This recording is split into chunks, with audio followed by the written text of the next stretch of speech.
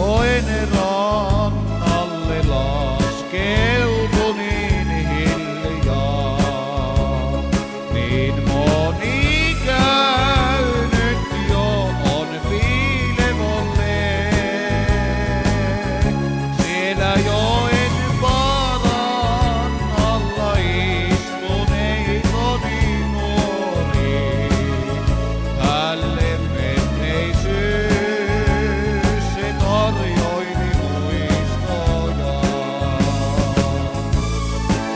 Anna vanhin anteeksi tyhmät minun rikokseni, joita kyynelsilmin minä anteeksanelin.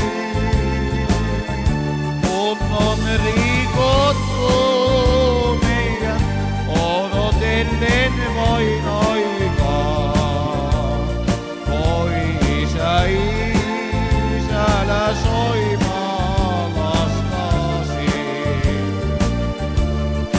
Olin minä vuosia tuomittu 12. Olin poika nuojalta 20. Ja mä